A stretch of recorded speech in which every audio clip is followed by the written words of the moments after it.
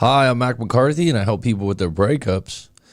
And today we have a book review, and I'm coming at you at a very late time for myself, but I thought I'd give the opportunity to some people out there that don't usually get to see the live streams. And we do have a contest on Instagram, Coach Mac McCarthy, for a free live coaching session. I believe there's two. The directions of how you can win it are on Instagram. So go to Coach Mac McCarthy at Instagram. If you want to book a live coaching session, go to writemac.com, browse coaches, pick me, and sign up, set a time, and we can get started on FaceTime or Skype. If you like this video, if you like this live stream, throw me a like. If you don't like it, don't like it. If you want to subscribe, subscribe. The Paradox of Choice by Schwartz. So this is going to be a little different than usually unpacking and breakup stories. And I think it's going to be highly useful and helpful to a lot of people out there. I don't know how many people would choose to watch this, because in the past when I've done book reviews, people like the breakup stories, right?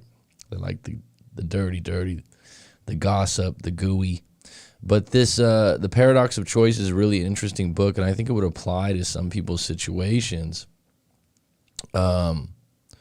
Some people's situations and breakups and understanding some psychology. Oh my God, I was just checking Instagram and reading your posts. Right on, Sabina. One of the reasons I came on is, hey Mac, my buddy is going through a breakup and is simping very hard for her. What's your definition of simping? Candies and you know what always gets me is when people do candy and flowers.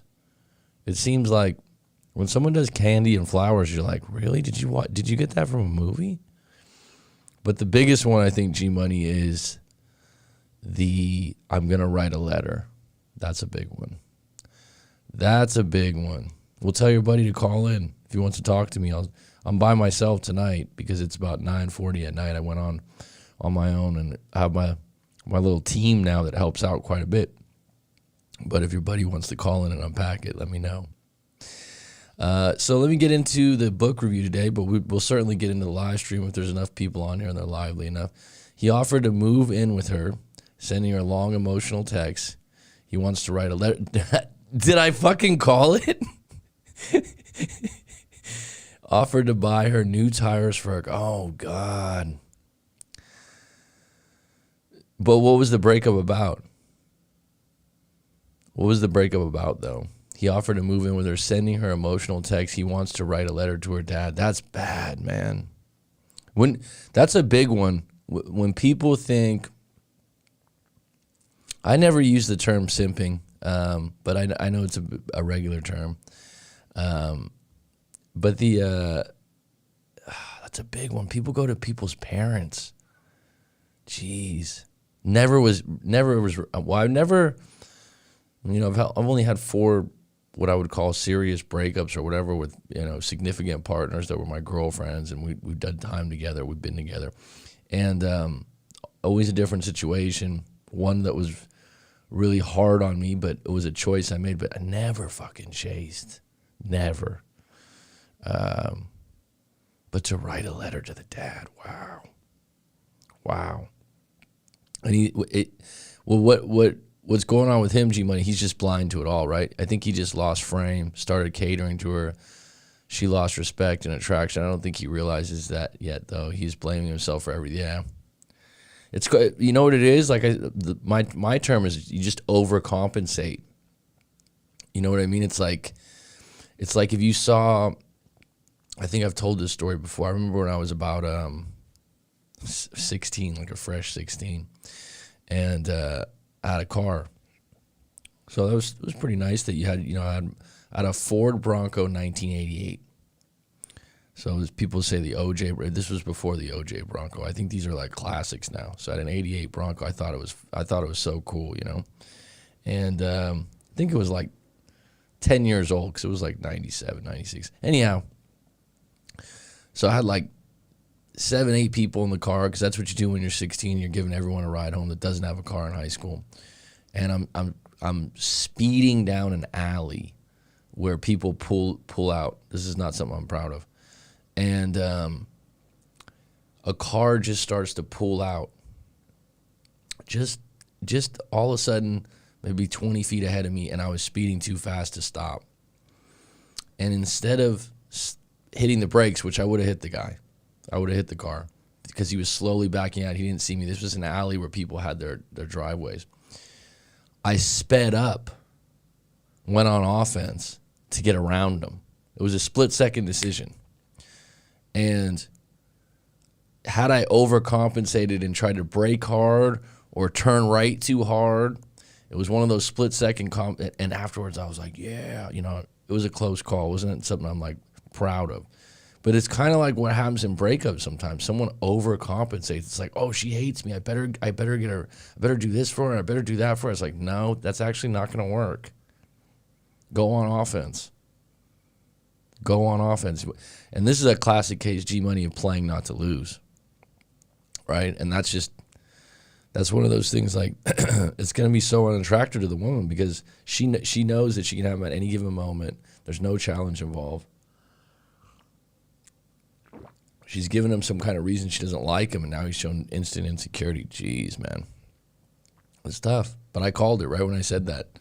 Right when I said the letter, because that's the big one. All right. So this is a book, Paradox of Choice by Barry Schwartz. Paradox of Choice investigates the counterintuitive effect of having too many choices. Gosh, I'm raspy today, huh?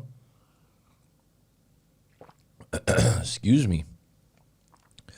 The counterintuitive effect of having too many choices. It's not true that choices necessarily free us, but they can also paralyze us and make us unhappier. The paradox of choice also shows us how we can avoid the negative effects of choice overload by seeking out some measure of appropriate constraint. Suggestions are offered concerning how to simplify decision-making and become satisfied with choices we make.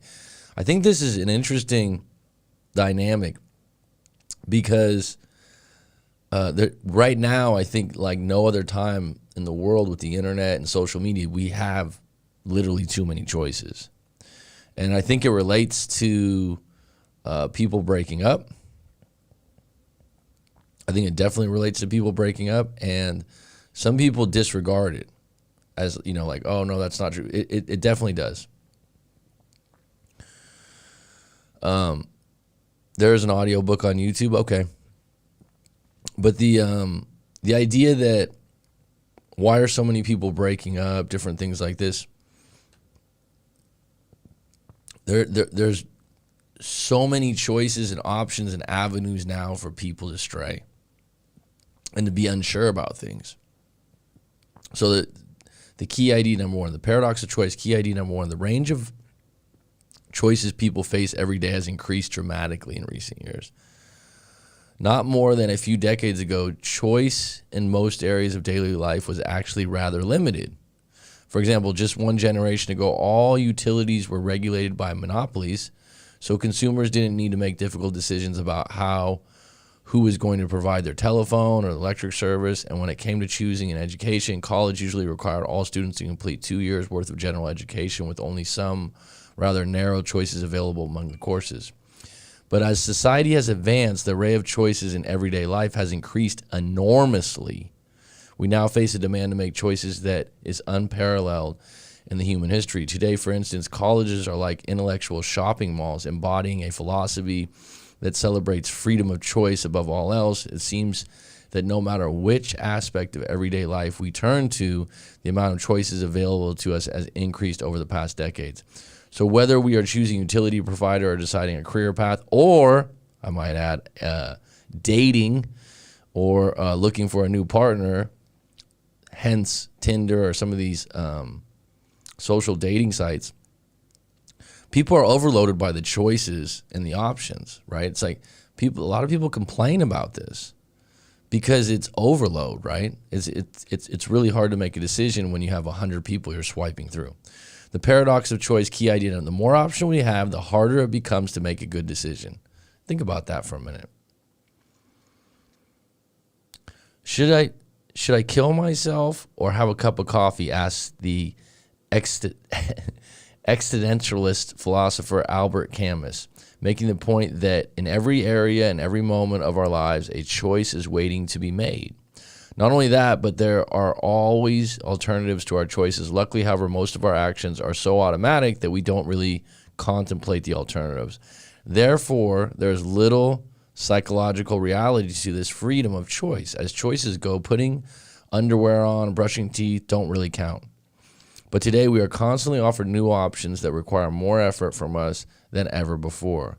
New options with finance and healthcare, for example, demand extensive research. Most people simply don't feel they have even the most basic skills. The increasing effect of these demanding choices, where we ourselves have the ultimate responsibility, make it harder to choose wisely and can transform our freedom of choice into a crushing burden. So how does this, if you think about it, how does this affect us in relationships or dating? Comes to the next idea. I'm going somewhere with this, folks. The paradox of choice, key idea number 3. The more options we have, the more likely we are to make a mistake. Knowing what we want essentially means being able to anticipate how one choice or another will make us feel. Though this sounds simple, it's actually a very difficult task. As the psychologist Daniel Kahneman, I think it is, has shown, how we remember a past experience depends almost entirely on how the experience felt to us when it was at its best or worst and when it ended. For instance, you reminisce about a trip you took, your impression of the trip, you will likely be dominated by the worst experience, for example, fighting with your spouse and the way the trip ended, for example, the final day's weather. Also, our predictions about how a choice will make us feel are rarely accurate. This was demonstrated in a study where researchers asked college students to choose a series of snacks to eat during the break of a weekly seminar.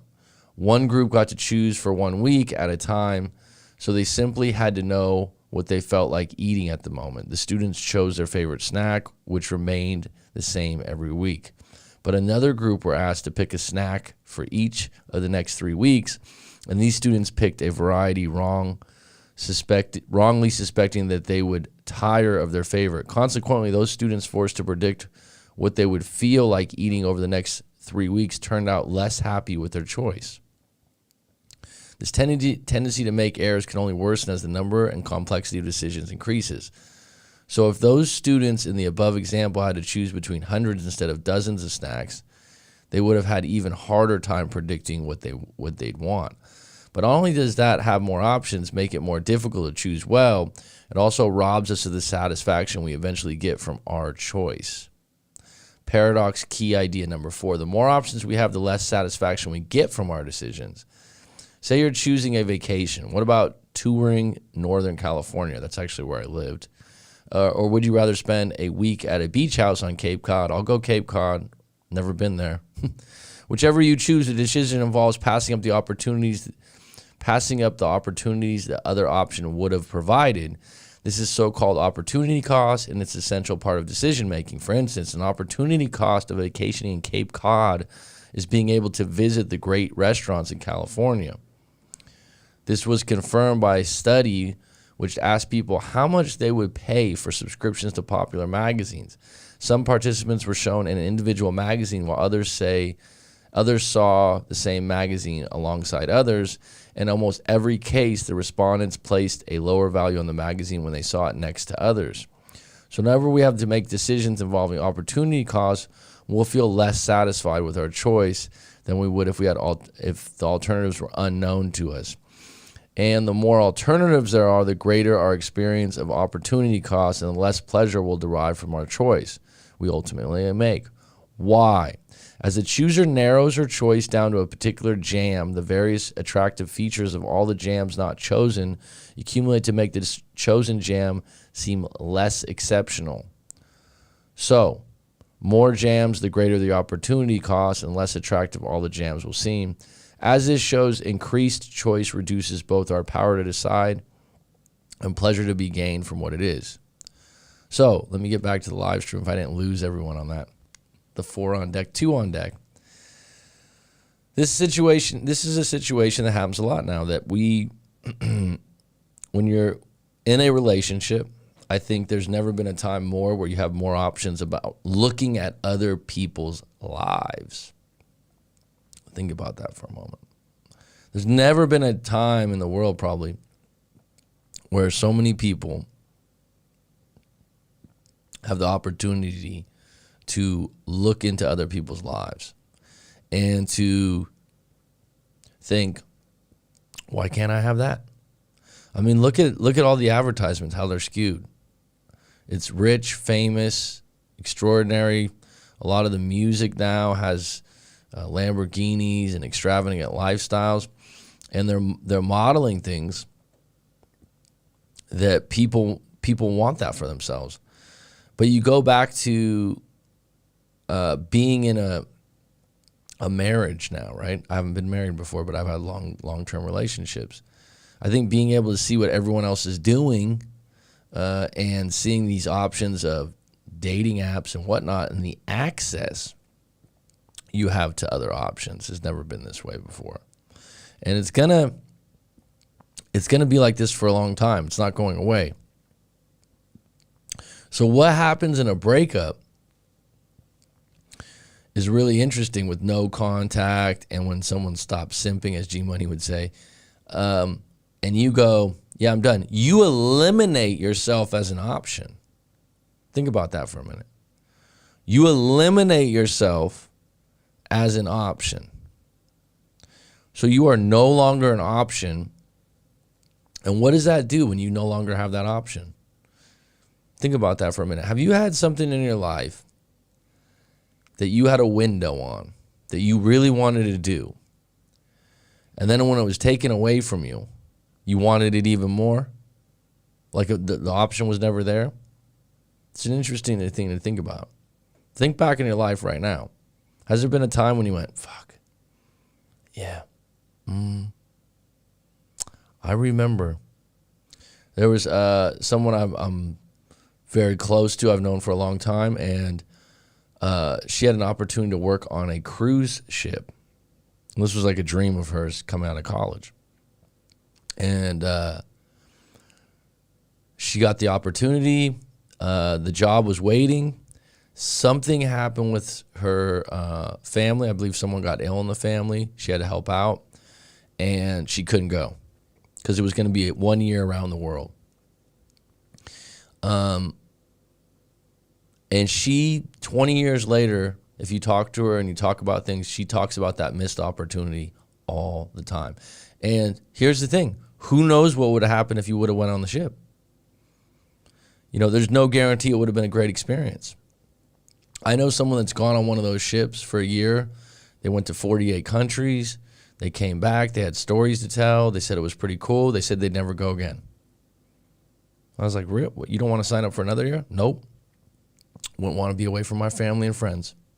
It's too long. You don't get that much time in each place. I didn't like the quarters we were staying in. So think about that for a minute. So she didn't regret that she went on it, but she didn't want to go again. And the funny thing is that I'm talking about the person that actually went, this other individual that went. The reason the other individual doesn't want to go again is because they want to be closer to their friends and family, and they're worried about their family. The same reason that I'm saying this other woman wasn't able to go. It's so interesting because you think, I've talked about this before, you think if you make one choice or you made one move differently, everything would be great. It's not true.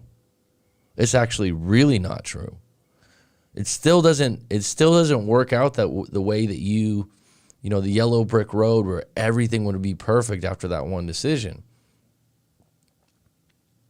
There's also a story by Alan Watts, and I hope I don't butcher it, because Alan Watts is an absolute legend. He's probably one of the finest lecturers of all time I've ever witnessed on YouTube. To hear him, he's a pure orator of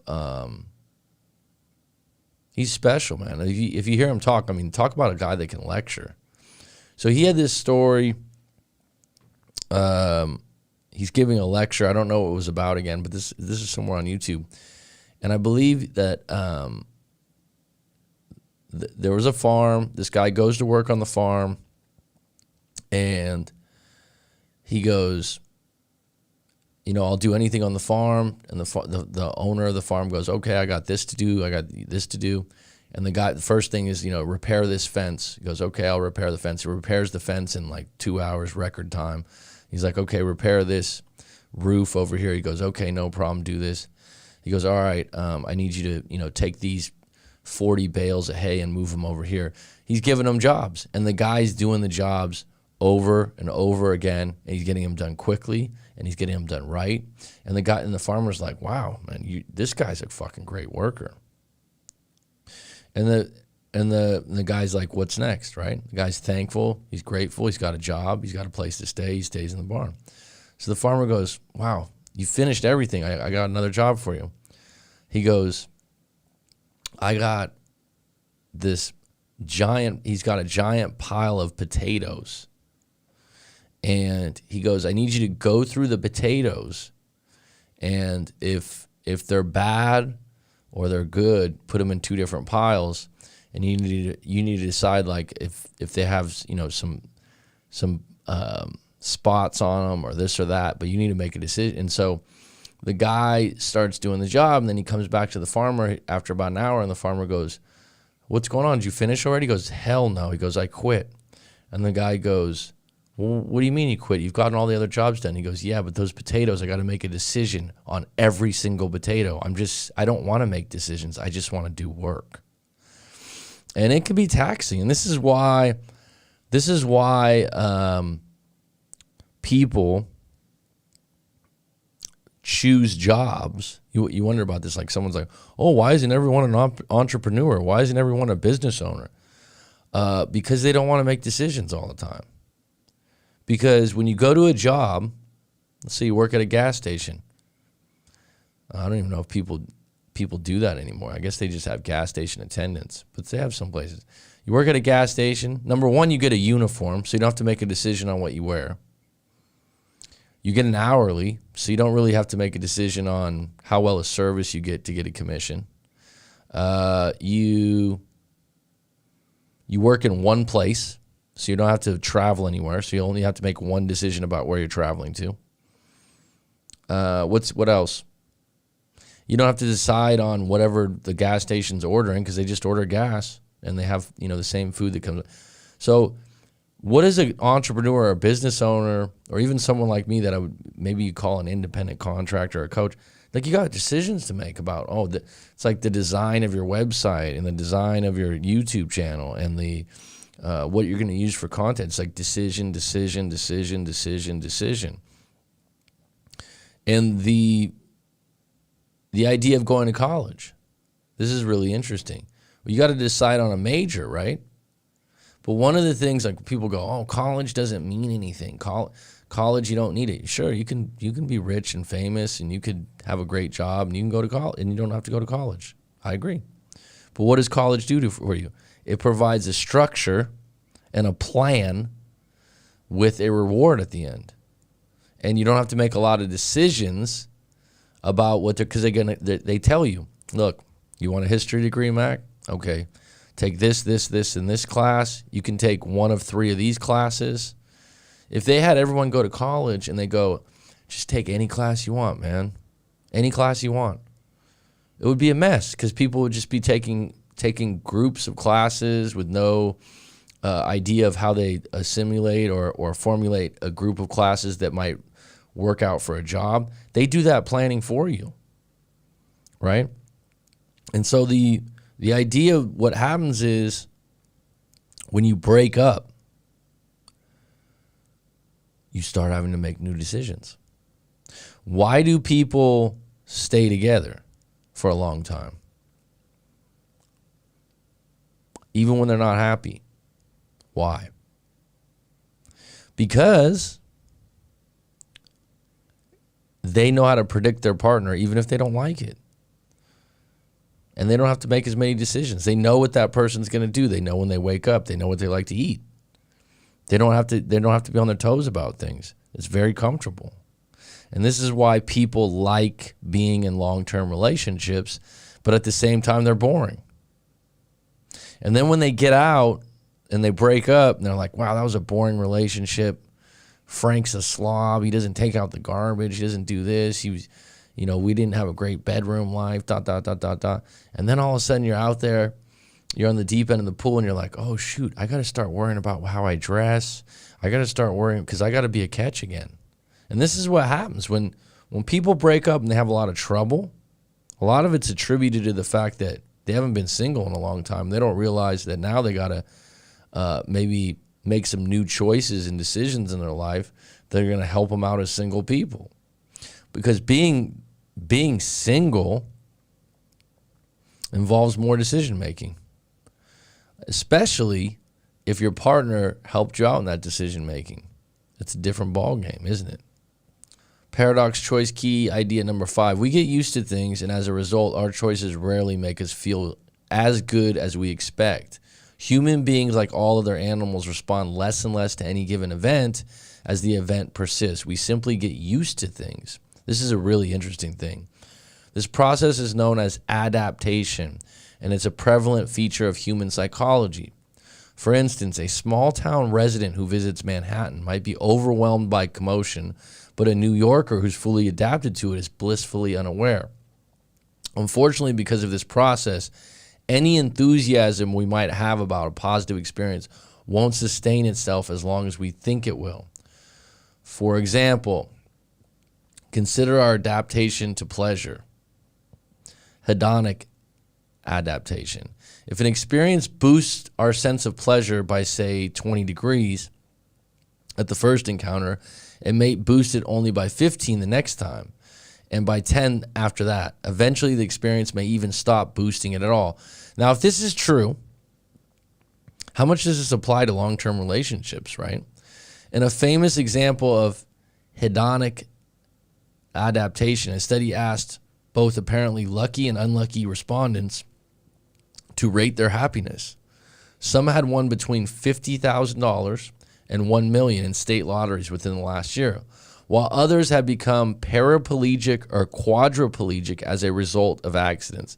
Wow, this is a really interesting thing to study. I don't put a lot of weight in some studies that are all over the place, but this would be interesting. Results show that lottery winners were no happier than people in general, and that the accident victims still judge themselves to be happy, though somewhat less happy than people in general. This demonstrated that people adapt to even the best and worst of fortunes. So even though you might expect the purchase of a new computer to give you an endless amount of deep satisfaction, any positive experience you might derive from it probably won't last very long. Now, the interesting thing about this is investment fallacy. People don't want to end a relationship that they have invested a lot in. Very true, G-Money. You have to keep a relationship fresh with variety in bed, with dates, with how you dress and act. You have to be constantly unpredictable to keep them interested. Here's the interesting thing on that, G-Money. I do agree with you, but let me play devil's advocate for a moment. You can do that and it still doesn't work. You can do that and it still doesn't work.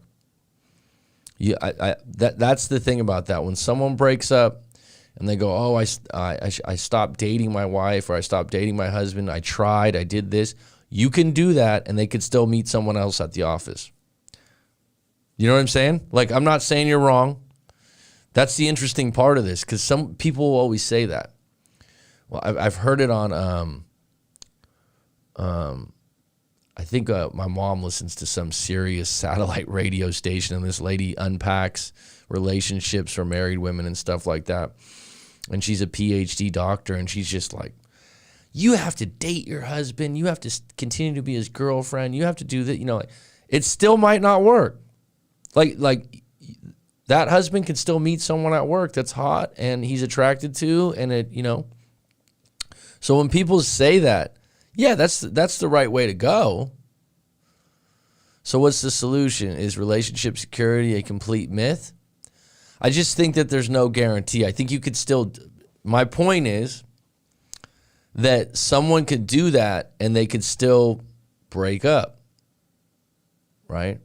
And I would add that here's what I would add to that, G-Money, because this is an interesting thing because it comes up, bro. Hey, bro, as you do podcasts, can you help me on how they work? Thanks. On podcasts? I don't know what your question is. Can you be more detailed? Getting back to this, though, Now I lost my fucking train of thought. It's totally off topic. Doesn't happen to me often. Let's get back to it. So what's the solution? Is relationship security a complete myth? I think it's never been more in jeopardy than now in the 21st century, relationship security. I think that there's so much content and various choices and content. People don't realize this. Your subconscious feeds on the content you give it. So even if you are born into a strict religion, but your environment is, like I said, New York City, and you watch Netflix every night and you watch a variety of shows, at some point you're going to see some show or witness some couple that's going to tell you, well, that's okay to do. Well, that's not okay to do. But getting back to the part about keeping it fresh and variety, this is what I meant to say. I'm sorry, G-Money, I got off topic here. If you're not that person in the beginning of the relationship, let's just say, for example, that I've had a close friend. Well, he's still alive. A close friend. We're just distant now. We don't talk that much anymore because he lives on another continent. But shy individual, not very outgoing, definitely not adventurous. Got married to his wife, and I'll come back to visit home, and they don't leave the house. And they seem very comfortable, right? They seem very, very comfortable. If he tried to be erratic or tried to make things fresh, it might throw things off. But where I'm going with this is, if you're not that way and you try to do too much, your partner might go, well, that's not who you are, and I don't like that. So it's really interesting dynamic of what works and what doesn't work. But the elephant in the room, you can do all those things right and still, and it could still go wrong. Do you want to be positive? Do you want to? The best thing to do, G Money, in my book, keep yourself in good shape. Have your money right. Doesn't mean you need to be rich, but you need to be able to take care of yourself. Have a good mindset. And if shit goes down and you do break up, have a little bit of life experience in the sense that you know a little bit about attraction, and you got to be able to tell yourself, I'm going to be okay. Because I'm going to tell you right now, I just don't think that there's going to be as many people staying together. And that's not because I'm a breakup coach. I think, it's like, oh yeah, you probably just, no, it's true. It's just, there's too much going on right now on the internet, and it's just, ask Joe Rogan, he can tell you, Ethan. I'm not at the podcast yet to where I'm sending it out, but I would definitely just go look up a YouTuber. As you do podcasts, can you help me on how they work? Thanks. Yeah, that's a long question, Ethan Bailey. But if you have any breakup or relationship stuff, but I would say that if you're looking at equipment, there's plenty of YouTube things that could just give you like a list of everything you need or want. People are not comfortable with the fact that their partner can leave at any time for any reason. If more people knew the truth, fewer people would enter committed relationships. What's underrated is where you live, bro. It's like where you live in the world, environment is, shall I say, everything? It changes the dynamic. It's like if you look at epigenetics. I don't know if you're familiar with that. I bet Sabina is. I bet you are too, G-Money. Epigenetics is basically saying that genetics, when someone goes, oh, it's in your family that your dad's an alcoholic, so you're more likely to have it. Actually, you still need to be in the environment to turn that gene on. They say that alcoholism isn't a gene, but it's maybe a product of the environment you're in, which you're influenced by your father doing it all the time and using it as, a reason to let off some steam or whatever you want to call it. But epigenetics is really interesting because everything here, the mentality, if it's broken, just replace it, don't fix it.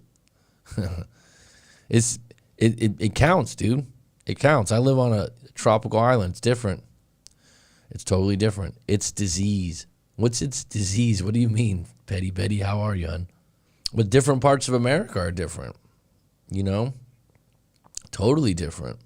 You know, there's different areas, and I would say that here's one that people underrate: weather. Weather. You live in an area that's warm compared to somewhere cold, it's going to affect the culture, the people. It's the way people act, the way people dress. It's big. It's a disease. Alcoholism is a disease. Okay, could be. I don't know if I consider it a disease. To play devil's advocate, isn't the abundance of choice a good thing? If you can cultivate an abundance mindset, you can have whatever you want. That's true. It is true. But what do you mean by that? In what regards? Abundance mindset in everything? Because I think that as a human being over your life experience, there's been some things that people go, oh yeah, but there's not an abundance of that. People are so intricate with that.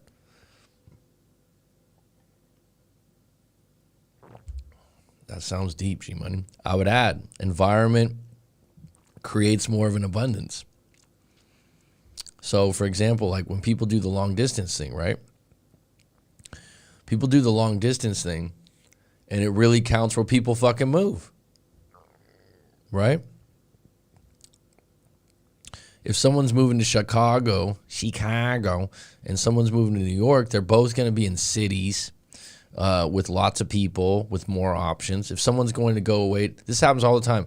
Oh, my girlfriend went away to university, and I'm waiting back in the hometown. And she, like, within 6 months, she's partying with friends, she's going out, and she's starting to drift away. Yeah, dude. You're back home at the hometown of suburb where you're around everyone from high school and everything like that. And she's out partying, have the time where, like, it's a different environment. Like, people, when they go away to universities and you're not in the same university, good luck. I don't know what the percentage of that is. I mean, is it possible that someone could still stay together? Yeah, but I mean, it would be in like the, 1 percentile. It always comes down to that. It's always affected by this. But this paradox of choice, it's really interesting because we've never had more choices. I mean, look at, like, if you go on Amazon for shopping, I mean, you could just sit and look for hours at different options, right? And this goes into the dating apps. Like I said, the choices are just, there are just so many of them. There's just so many of them now. My buddy keeps blaming his ex's new job on them breaking. That's a big. What do you think about that? The new job often leads to a breakup.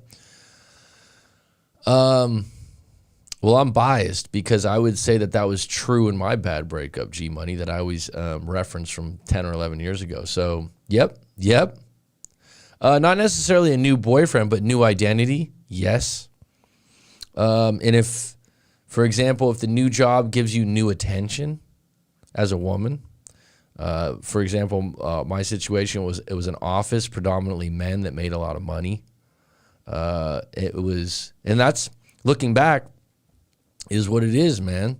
But yeah, absolutely. So when jobs will change identities and values, and some people, you're literally putting on a new costume. Uniforms and outfits are big, right? Like, think about it. When you go out, it's like when someone gets a new job, and it's like, I know someone recently that became a teacher at a pretty prestigious high school. And she's like, I really got to watch how I dress in public now. I was like, what do you mean? And she did not dress risque or skanky or anything like that. I was like, really? And she's like, well, I'm a teacher at the local school.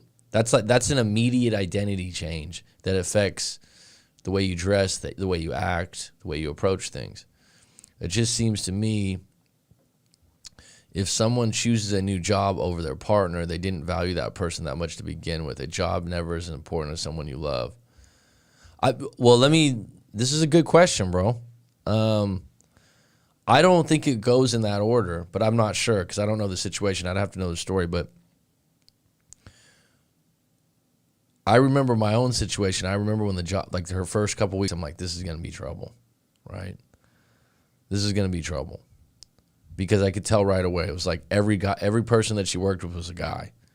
and she was wearing business attire. She's a good-looking woman, 25 years old, 24 years old. She's getting a lot of attention. I'm like, this is. It's not that I was like, oh, I'm not good looking or I'm not good enough. It wasn't that. It's just like, it's like, you know, people that get attention like that, it'll change them. Now, my ex and probably your boy's ex, they probably didn't go into it like, oh, I'm going to get this new job. I'm going to be so much better. They don't know what they're getting into. It's not a plan. It's like, good job, good pay, I'm going for it. There's no like, oh, this could ruin us. And so when wherever your friend's girlfriend got a job, he also can't just say like, oh, I don't want you to work there because I think you're going to cheat on me. It's like there was a breakup story that came in a while ago where she worked at a bank, right? And so everyone's familiar with banks, right? Everyone has to dress nice, professional. I think a lot of times there's a lot of women that look pretty good in banks, to be honest. But at least in my experience in California, it's the same over here. They're usually dressed really nice, but it's a mix of guys and women. But they're gonna rub elbows. They're gonna spend a lot of time with each other, and it's very fucking common, man. It's so common. And you know what's funny is someone can fall for someone that they work with that they wouldn't fall for if they were cold approached in a mall. That's what's really interesting. Like your girlfriend that is really good looking that gets hit up by a guy that's like, hey, what's up? What's your name? What's your number in a mall? She's going to be able to bat that down left and right if she's, you know, loyal and she knows she has a boyfriend, right? But at a job, it's kind of a different situation where over time, she might become more and more attracted to the guy because he's a manager, the way he handles things. I remember an ex-girlfriend of mine's best friend that I think it was a bank they worked at also, ironically. She was very good looking, early 20s. The guy was a manager at the bank, had a house, had 2 kids, was married.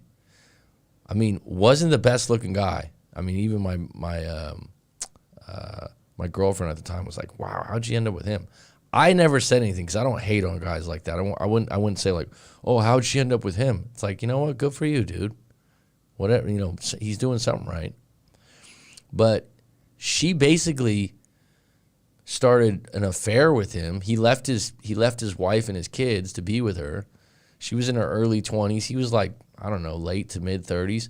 She was obviously attracted to the security of it. You know, that he had money, he had a house, whatever. He was the manager. These things happen. I don't think they're premeditated.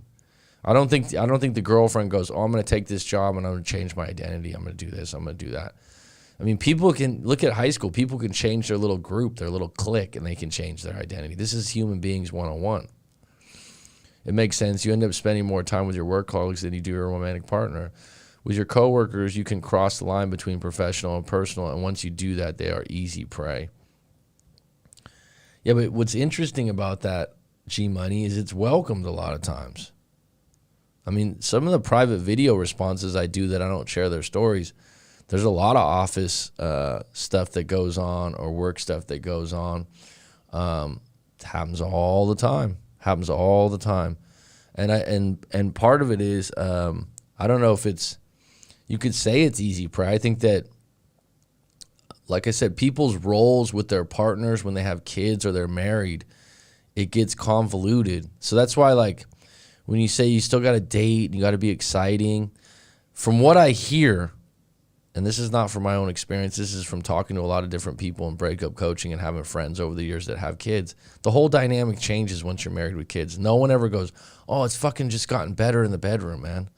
Oh, my wife, since we've had our 2 or 3 kids, we've never been closer. It usually goes something like, don't have kids, don't get married. Tell me I'm wrong on that. I mean, it usually goes something, and they're like, oh, God, had to take the kid to the park this weekend. Jeez, don't have kids, Mac. I mean, and you think to yourself, wow, you're blessed, you know.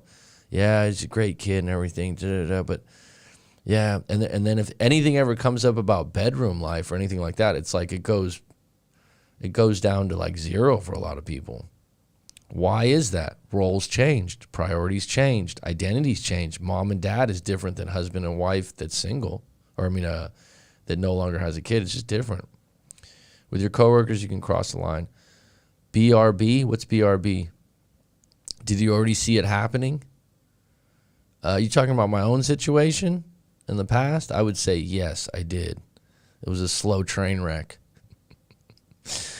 But I was cognizant of the whole thing. And had to happen. Wasn't surprised. I would make it clear up front to my woman before having kids that I view lack of sex grounds to break up. Most men don't set that up as an expectation from the start. Be right back. Right on, bud. Yeah, that's fair. You could do that and they can agree and then they can change their mind later on, though. You know?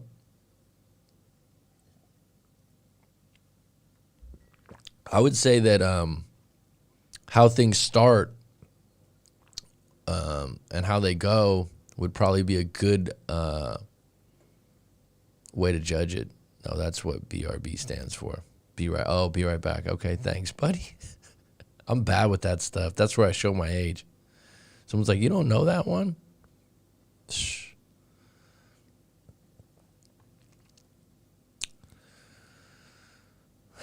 But yeah, these situations at work, they happen all the time. And you know, the crazy thing, G-Money, he can't blame the job. He can't blame the woman. This shit happens. You're basically like, there's a really good book. I've mentioned it more than once. I really like the way it talks about things. It's called Tribe by Sebastian Junger. And he talks about Native Americans and their lifestyle and the way they live together and how loyal they basically, Native Americans, I'm not going to speak for every tribe, but the skinny on it is that they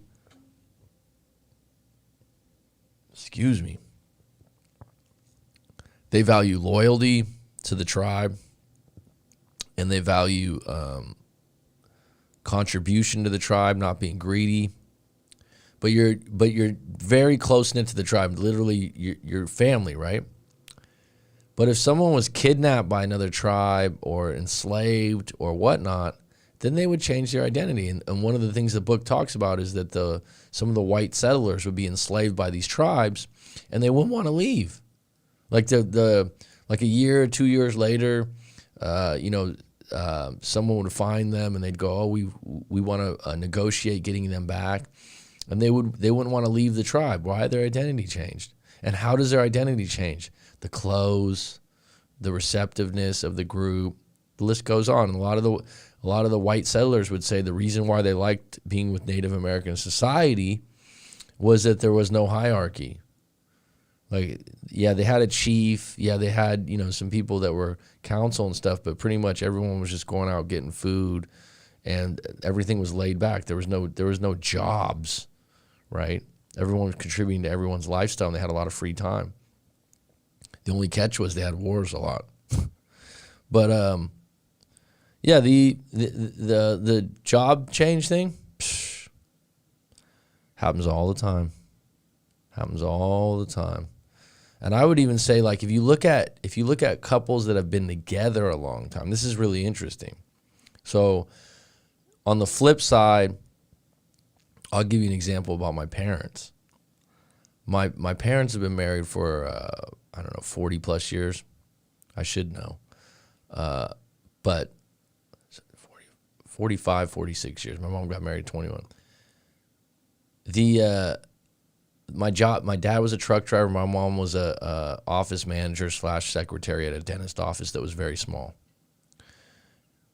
I think she had 2 hygienists working there, sometimes a dental assistant, always women, but the same women for like 30 years that she worked there. The first dentist, listen to me on this. The first dentist she worked for, dentist, right? What did he do? He was married. I knew him, but I didn't know him well. He was married. Guess who he left his wife for, G-Money?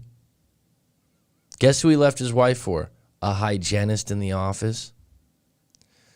Sold the practice. And the hygienist in the office was married to some guy that was an alcoholic, I guess, or something like that. She was good looking, la-di-la-di-la. The next guy that bought the practice, great dude, good guy. He was married, and the woman was not a nice person. She ended up divorcing him. Guess who he married, G-Money? Guess who he married? A hygienist from the next office. They had joining offices. It's not by accident, right? Now, my mom, who worked there for 40 plus years, right? That's the only guy that was really in the office that they rubbed elbows with. Now they had patients come in and out. It's just different. But I get, look, both dentists did the same thing. Doctors, the amount of women I've met that are nurses that are hooking up with a married doctor on breakup coaching. And why does that happen? Would you say, like, if your girlfriend went to hygienist, is actually a really good job. They get paid pretty good money. They get to do their own hours. You're going to say, like, oh, I don't want you to be a hygienist, and you're going to work with one of these dentists. That's true. The white captives started to prefer their identity with the tribe. Tribal living is more natural for humans. That's why everyone is addicted to drugs and to whatnot. We have no tribe now. It's true, bro. No support system is why what you do is important, Mac. I feel like this channel and the chat is a mini tribe. Thanks, bro. Predictable. That's what I keep telling my buddy. His only serious girlfriends have been from where he works, a grocery store, people, shit where they eat.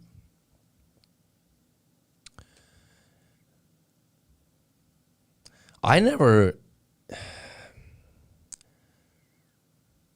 liked the idea of working with my girlfriend, but I have done it before. My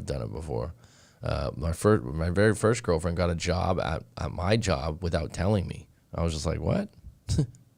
What's this all about? It's a conflict of interest, that's for sure.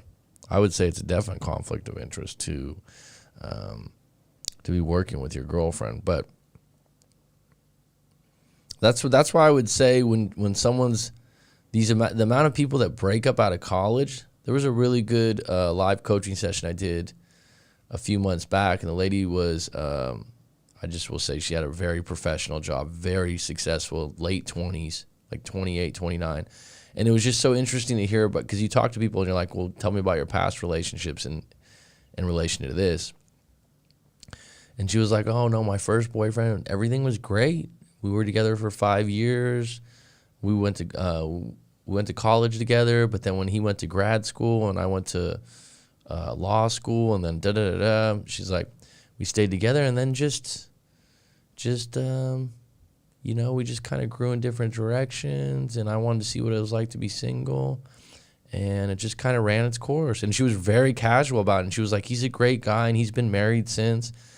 And it was just like, yeah, like we weren't going to be together forever. This wasn't going to be our last relationship. I think people in their 20s now, especially people that are from cities and have a lot of exposure to different things and stuff like that. I mean, think about that. When someone say like, oh, I want to be with my first love for the rest of my life. I don't think that narrative is as popular as it used to be. I don't think that narrative is in very many movies anymore. I don't think that narrative is in very many songs. You think about the music now, especially popular music like hip-hop music and whatnot. If you look at like 1950s and 1960s music, oh my goodness, the narrative is so different. So different, right? And that's what people are being programmed by.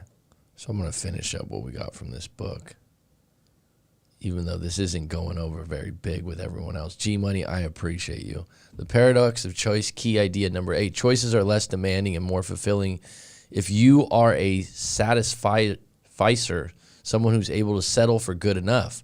We all know people who can choose quickly and decisively. These are people as satisficers, and they're characterized by having a certain standard they adhere to when choosing instead of having the best as their goal. Satisficing is fairly simple decision strategy. It means searching until you find the option that meets your standards and stopping at that point. For instance, a satisfying looking to buy a new sweater will settle for the first sweater she finds that meets her criteria or fit, quality, and price. It satisfies her, not concerned about better sweaters or better bargains just around the corner. So these are just decisive people, right? Number 9, so our social relations and psychological well-being improve if we embrace certain voluntary constraints on our freedom. The unlimited freedom of choice in ever more aspects of life might make us lonely and cause us more distress than we realize. As a society, we might earn and spend more money than ever before, but we also spend less time with people around us. Indeed, the political scientist and author Robert Lane explains that our increased affluence and freedom is costing a substantial decrease in the quality and quantity of social relationships, which causes a significant climb in our well-being. Such relationships are essential to our psychological health, even if they bind and constrain us to an extent. In fact, commitment and belonging to social groups and institutions is almost a vaccine against unhappiness. Isn't that interesting? A vaccine against unhappiness. But establishing and maintaining meaningful social relationships requires letting go of our perceived freedom of choice and a willingness to be somewhat bound or constrained by those relations. For instance, significant social involvement in families, deep friendships, civic associations, and like means subordinating the self in order to keep the connection strong. But how can we achieve that? By using the rules to constrain ourselves and limit the decisions we face, we can make life more manageable and decrease the likelihood of psychological distress.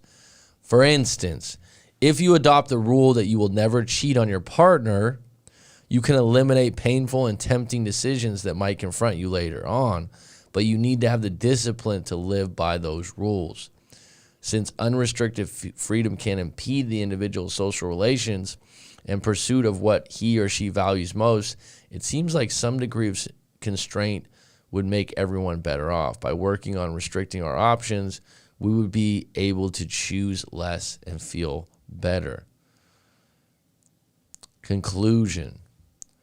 Everyday decisions have become increasingly complex due to the overwhelming range of choices that modern society presents us with. As the number of choices increases, so does the negative effects choice can have on our psychological well-being. The more option we have, the more difficult it becomes to make a wise decision, and the less satisfaction we will derive from what we actually choose. Therefore, it seems like some degree of voluntary constraint would make everyone better off. By simply choosing less, chances are we would be happier. Interesting. The question becomes, what's up, Mike? The question becomes, if you're breaking up with someone, you eliminate yourself as a choice for them when you go no contact and you walk away with your head up high. The roles have changed. Women are now the players, and men are trying to lock women down. Yeah, there's a lot of them out there. So basically, the more options we have, the unhappier we become. Humans don't do well with freedom, do we? Sounds counterintuitive, but I think it's actually true. There's something to it. This is The Paradox of Choice by Barry Schwartz, the book. The other problem,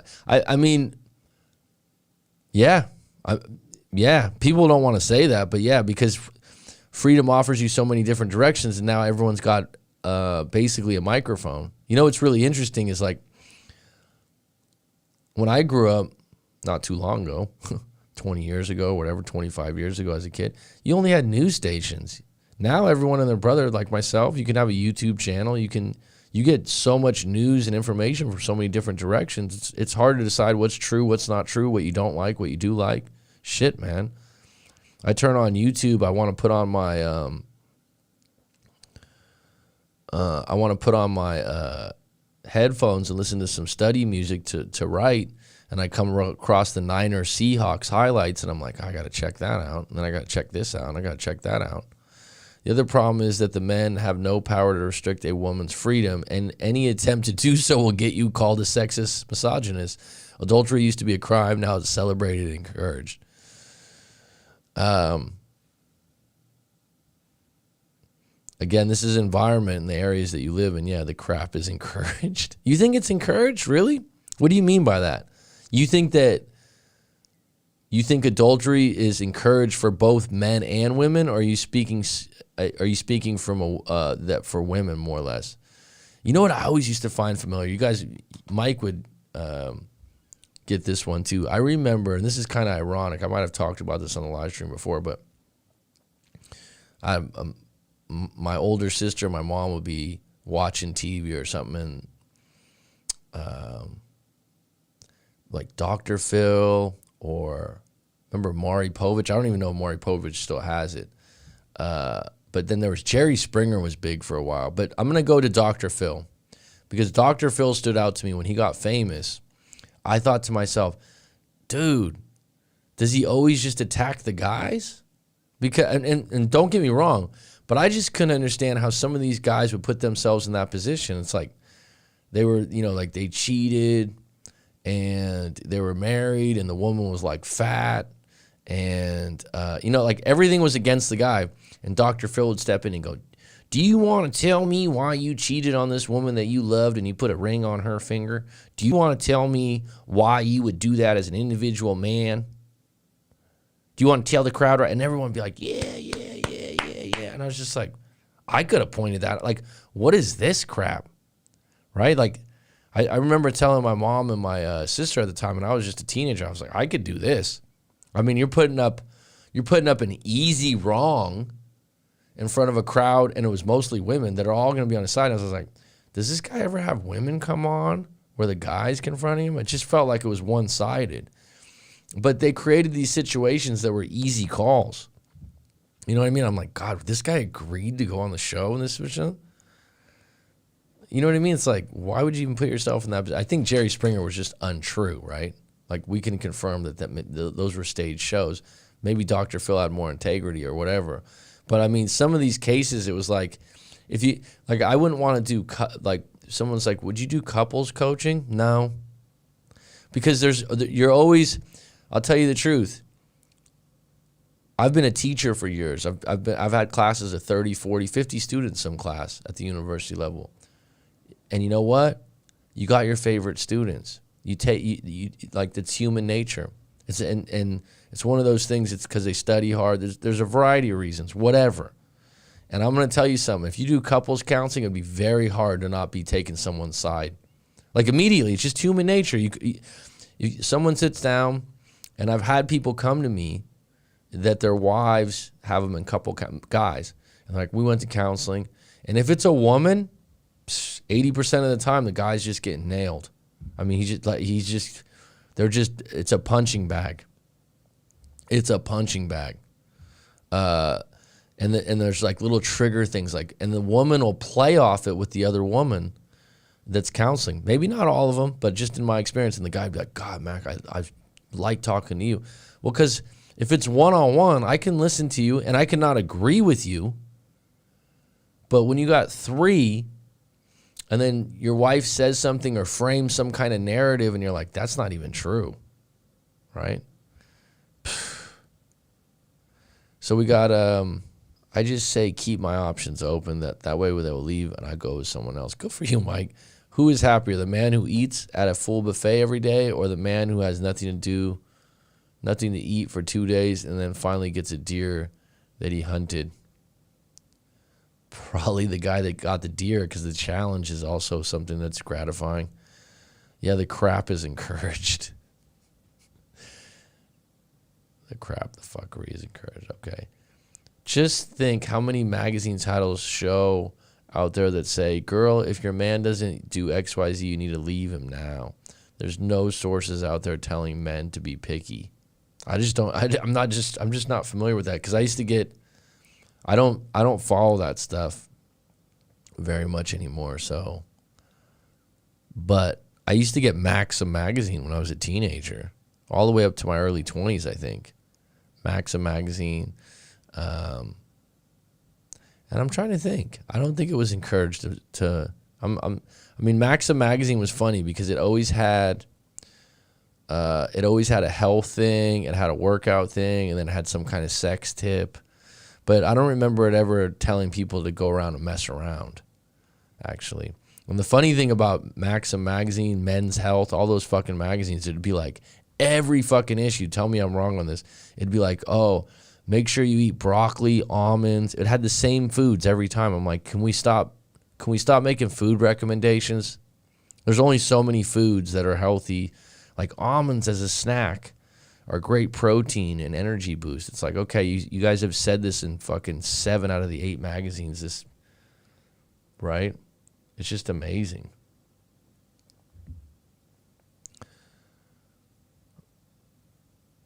Relationship counseling is notoriously maybe your wife will want to sleep with you again if you do more chores. It doesn't change the underlying issue, which is a lack of desire. Actually, I know a guy that he went to a couples counselor, and it was a man though. And the man, they were going back and forth. It was a bad marriage. He said it was bad for years. I mean, the stories he told me, geez.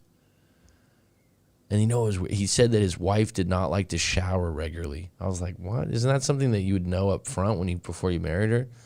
He was like, yeah, it was something to do with like when she was a kid, she didn't like taking baths or something. I was like, that is gross.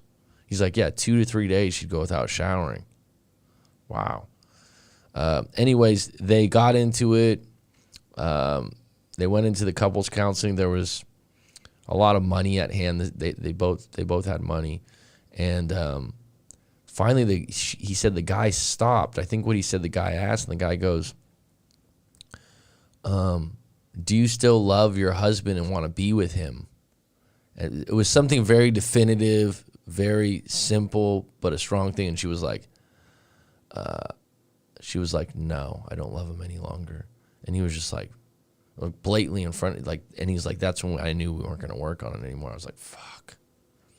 There are sources, but it's scarce. The red pill community is the only area I've seen that tells men to put themselves first. That mentality goes back a long time. Think about the Titanic. Women and children got off first. We have to listen to Coach Mac. There's Stefan Alpha Man. You have to listen to Coach Mac. There's Stefan Clinkscales. I don't know that. Alpha Male Strategies is funny. He's a good dude. MJ Get Right, and a few others. Well, we all are different. That's for damn sure. Alpha Male Strategies is funny, though. Ooh, no showing. Yikes. Relationships are interesting. Isn't it interesting, too, that you're around friends and family, and everyone runs their relationships a little bit different? You're like, damn. You put up with that shit? Oh, everyone's got to do that once you get married, man. Or that's just the way it is. You're like, psh, in your head, you're like, yeah, I don't think I would do that. I mean, there's some situations out there that there's some guys that are, you know what's true though, is the situation where guys are doormats, and they're literally getting verbally abused in public by their wives or girlfriends. This isn't all the time, but I've witnessed this before. No one really turns an eye to it. Like everyone's just like, oh yeah, okay, that's okay. But I mean, if the same was going on, I believe with a guy being controlling or loud or like that, I think that there would be more hell to pay, probably, for sure. For sure. It's like I can tell the future now. I can see how people interact with their partner or how they speak about the relationship, and I can predict how it will play out. Really? So did you know this one that your friend was going to break up? Did you know already? I don't necessarily, I can't say that I've had a lot of friends in fresh relationships where I knew right from the get-go to do that. I've learned so much from this channel and my own breakups. It's so predictable once you know the science behind it. Yeah. Yeah, and then there's sometimes, G-Money, there's people I know that are women that I've coached that you'd think that they were, I've said this before, I think they're much better at keeping a secret. I think they're much better at keeping a secret. I've had clients before, I'm like, no one would ever think that this woman cheated. And then, like, when they tell me in the coaching session, like, yeah, actually, I've cheated a couple of times.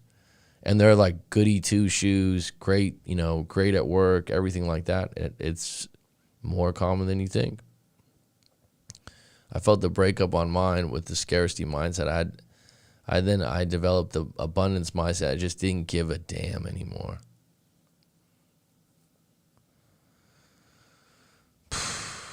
You know what? Some people got a lot of trouble with the abundance mindset. You gotta have confidence in yourself, but you gotta look at your life too. Like who were you when you first met your partner is a good thing to do sometimes. Like the person that you ended up breaking up with. It's like the one that always makes me cringe is when people go, "Oh, I think," like if they're really insecure after the breakup, they're like, "I think I just got lucky. I think I just got lucky when I met her." I'm like, don't ever say that. Don't ever say that. Don't ever. There's no luck involved. That's you might have feel lucky because they're a great individual and whatnot, but there wasn't any luck involved in attracting the woman or the person you're with. There wasn't any luck in that. That was produced by you. Give yourself some fucking credit. Yeah, but or the other one. Once they break up, you start telling me how great a person they were and how great a catch they were, and then you go, "Well, what about you?" "Oh, well, I got this guy. I got this okay job." I'll never forget that. Some guy in the live stream came on. My girlfriend.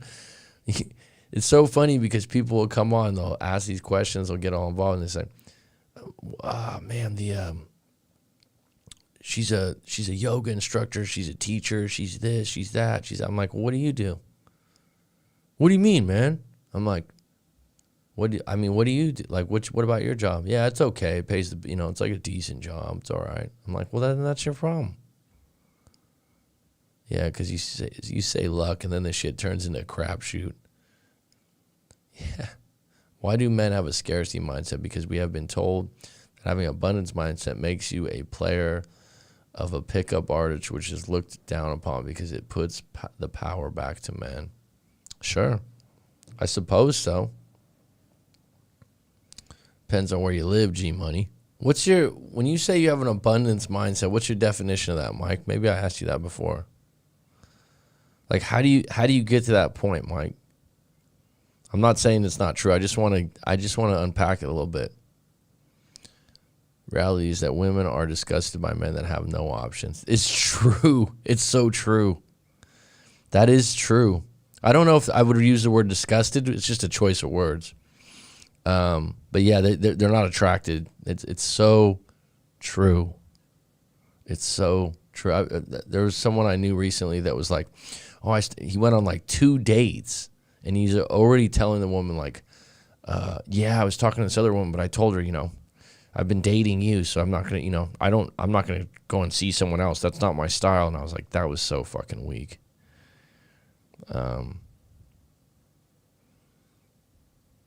Or women want to know that other women are interested in you. They definitely do. They definitely will be more attracted if their friends find you attractive. David Jeffers. Yikes, that's very weak. It is weak. And it's funny because you tell someone that, and then they'll be like, "What?" They'll get their feelings hurt and shit. Abundance mindset is when you try whether you make it or not, still win, and keep that positive energy to do better. That way, when you exceed, you have the ability to do even better no matter what. Abundance mindset is when you try whether you make it or not, you still win and keep that positive energy to do better. And then when you succeed, you have the ability to do even better no matter what. All right, fair play. Fair play. God put billions of women on this earth. There is no the one. There are millions of women who can satisfy your needs. Getting hung up on just one shows you don't have the ability to get others. Let her compete. Keep you. Earn you. There is a turning point, though. Isn't there? There's always a turning point when you do meet a woman that's not necessarily the one, but a good one. One that you're attracted to. One that you can see things going farther with. One that's different than the other ones you've been dating. And there will be a time when you have to make that decision, right? The greatest gift you can give someone is your time. That's a good point, dude. That's a good point. That is true. Yeah, that's funny. G-Money first came on because you just came on, David, and Mike's been on for a little bit. But he said his friend's been simping big time out of a breakup. And I was like, don't tell me he wrote a letter. He wrote a letter to the dad. Sorry, I don't usually like to make fun of people about that stuff, but amount of people that have told me, like, I'm going to talk to their mom. I'm like, don't. Why? I'm like, don't go talk to her parents. Her parents really like me. Well, you're still not blood, dude. Anyone in a relationship must have this idea they're supposed to complement your life, not complicated. That's a good point. Greed Sparks. If your relationship is a struggle in any way, move on and find another. Struggle. What a word, huh? Yeah, bad move. All these other breakup coaches will tell you, do it. It will honestly do more bad than good. What do you mean, do what? I'm sorry, what did you mean by which move? Oh, you mean write the letter? They advise people to write letters? Or to go to parents? Breakup, Brad. Guy could sell vacuum cleaners.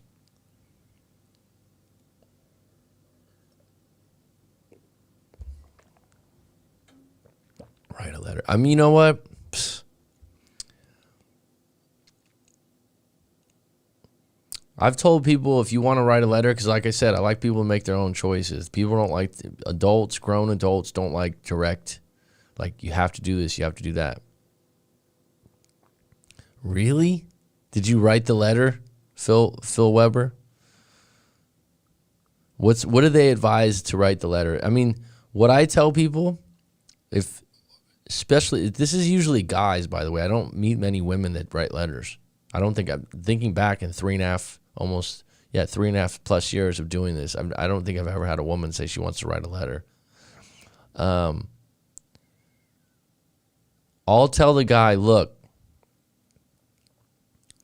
if you really want to write a letter, this is my approach. I go, if you really want to write a letter, write a letter. Because they'll be going on about it like, no, man, I got to get closure. I got to do that. They'll go on and I say, look, if you want to write a letter, write a letter. If you want to talk to me again, we'll talk again. I don't mind. If you think that letter is going to get them back, I would say probably not. I would say that you're looking for pity. And I'd also add, if you write that letter and they don't respond, or she just goes, thank you, or it's still over, can you handle that? Because you're going to be back at ground zero. You're also going to make her feel really good that you're still an option. But if you want to write the letter, go ahead. I'll still be here for you. Because if I tell you, like, don't do that, what you resist persists. It's like, then you're going to be thinking like, oh shit, like I don't have to do that. The minute you do that, someone's like, I'm going to write the letter, man. I don't care what he says. But the letter, I'm sure that there's some relationships where it might work. It's usually with someone that values pity, that has a really soft heart. But like, why wouldn't you be able to express that during the breakup or on a phone call? There was one person that was like, she really likes handwritten letters. I'm like, okay. So like he identified it as a special case. Didn't work out. The amount of people that want to do birthday letters, send. I would say one of the number one questions I get that's just a random question from a past client that's in no contact, or because I'll stay, once we do live coaching sessions, if you want to email me or something, you have a quick question, I'll remember you. I just had some guy email me out of the blue. I helped him out over 2 years ago on a public YouTube response. And he was like, man, you should do more like a life coaching about different decisions. And he had a question about his professional career, about where he's going to go. He's talking about doing some NFL football program, camp type thing. I'm like, fucking go for it, dude. But the amount of people that go, hey, what do you think about me sending a happy birthday? Is it that big a deal? The problem with the relationship is that she doesn't know how I feel. If I tell her how I feel, then that will make her see the reason. It's pretty selfish and self-centered. Honestly, it is actually. It's so true, G-Money. You could. The reality is like no one understands. Like, dude, she already told you why she's not with you. You just don't want to accept it. Yeah, but if I tell her this or I tell her no, it's actually going to lose a lot of respect. It's not taking the other person's feelings seriously. And that's the other thing. Someone breaks up with you, they're not going to change their mind in a day if they have any dignity and pride. Ryan Phil Weber. And then if you, like I said, like I tell people, if you write the letter, go ahead. Call me back when you hit ground zero again. We'll talk about it. I don't mind. And that's not me just going, oh yeah, like let's talk. No, I'm like, if you have to do it, do it. It's like, you know, if you got to touch the stove to see if it burns you, do it. Then you can learn afterwards. If you don't want to take my word for it. I just blocked my ex on social media the other day after 3 weeks of no contact. She unfollowed me a few days before, but left me following her after I posted a picture of myself after a haircut. Well, good for you, Manuel. I just blocked my ex on social media. She unfollowed me a few days before, but left me following her after I posted a picture. Where you at in the world, Manuel? 3 weeks of no contact. That's actually the no contact experts of the world would say at 3 weeks, about 3 weeks to 4 weeks. That's when it really gets tough. That's what I don't know where that data comes from, but it's supposed to be true that around 3 to 4 weeks, that's when both sides are kind of going, are you going to contact me? Did you forget about me? You want to talk about your story, Manuel? You want to do a live Skype right now on live stream? I still haven't tried to contact her like 4 weeks now. I've been working out daily and got a promotion at work since. Good for you. I still haven't tried to contact her like 4 weeks now. I've been working out daily and got a promotion at work since. Well then, so I can't go live. Right on. God, keep doing that, Manuel. Best thing to do is focus on yourself. Stay strong. That's a nice little bonus with everything that's going on with the economies now. Fucking got a promotion. You know, it's one of those things too. It's like, if you get a promotion within 4 weeks of breaking up, does that mean something? Like, there's a sign that, you know, that something's right there. You want her back, Manuel, or you don't want her back?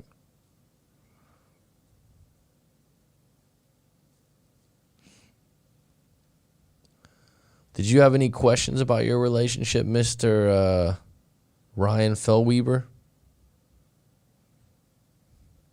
Haven't spoken to my ex in months. Once 2 months pass, it gets easier. It really counts on how long you were together and if you live together. That's a big one, man. If you live together, when you live together, man, it's a different game, because it's like, you know, it's like when someone loses a pet. That sounds really bad, but you know, it's a different attachment. I do, but I'm not desperate. I made the mistake in a prior relationship. Oh, don't even, yeah, you don't want to appear desperate. What'd you do, Manuel? You want to tell us? You want to come clean?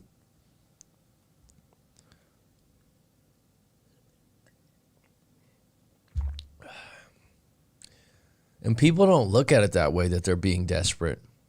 I always like to go, because I just like the words, where's your dignity and your pride?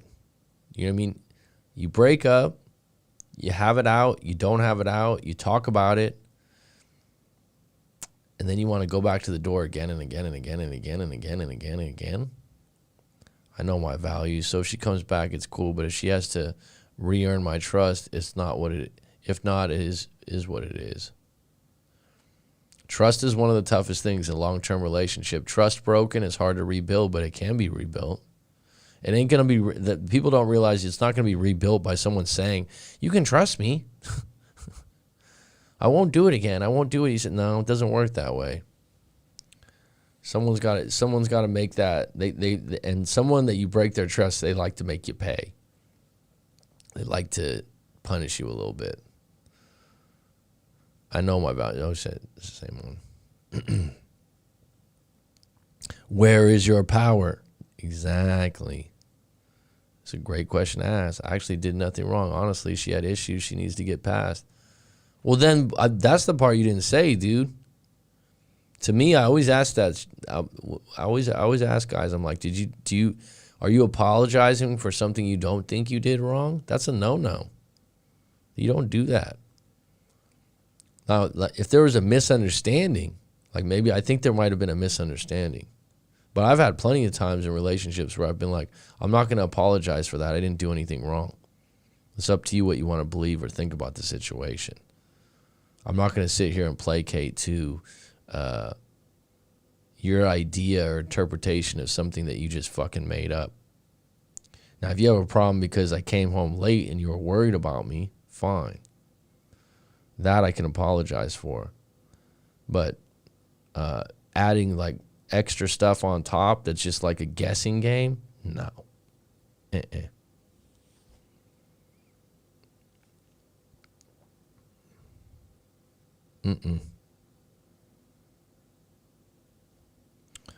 Interesting time frame. It's 11 o'clock for me, which I'm rarely on this late. This is usually my bedtime. But I thought I would check out if some of these other people that don't get on when I come on in the morning. She broke up with me saying she needs to find herself in order to be the best version of herself. Oh, goodness. She wanted to remain in my life but asked for space. I told her I love her, but I will be moving on. That's strong. She broke up with me saying she needs to find herself in order to be the best version of herself. Just a guess, but I could be wrong. Is she in the age range between 23 and 26? 27, 26, yeah, I'm going to say 25. Mid-20s. Just a guess, Manuel, but I could be totally off. Prove me wrong.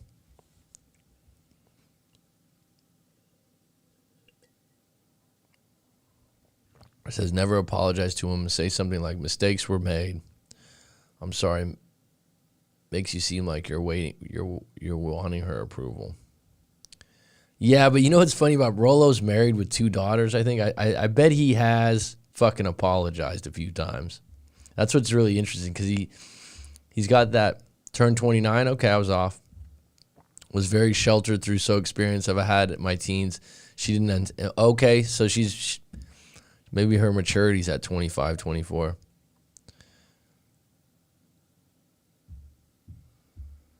It sounds like a line from a movie, but I would just say a lot of times women in their mid-20s have something along those lines.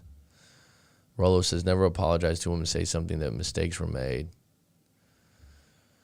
I would say if you did something really wrong, then you need to apologize, but you just do it fucking once. That's the big one. You don't go on and say sorry 1,000 times and all that other crap. You say it once and you mean it.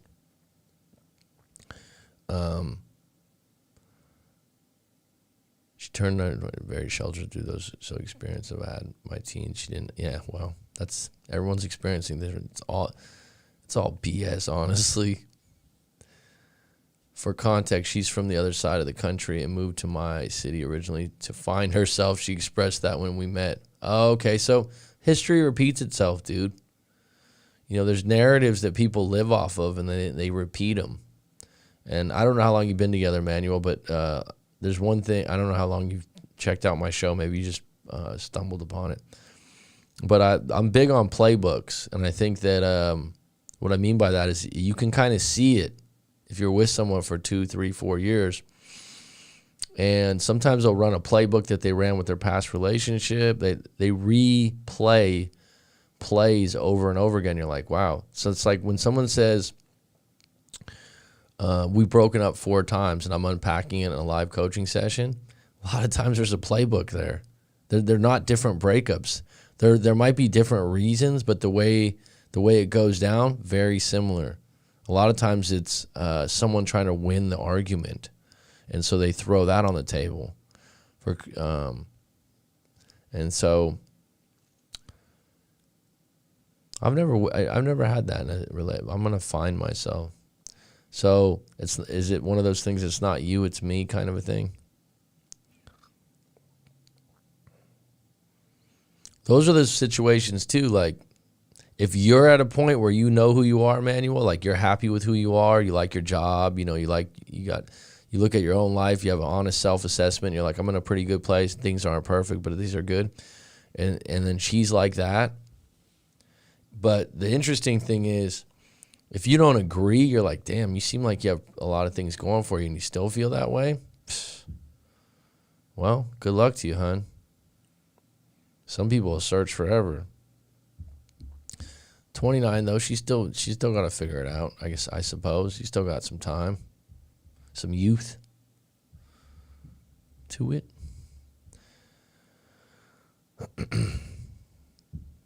Hour and a half in, 9 people on board, 5 likes. Thanks. Little tour of duty here. Thought I'd give some people a shot in the early morning while I'm in the late night. Anyone have some questions regarding their relationship that they haven't stepped up? I'm always surprised sometimes. Sometimes people at the very end just pop their head and they go, oh, actually, I did have a question. During the live stream, it's always open. J to the C. Have a feeling my coworker agreed to date me out of pity. Not sure if she is or I'm just being insecure.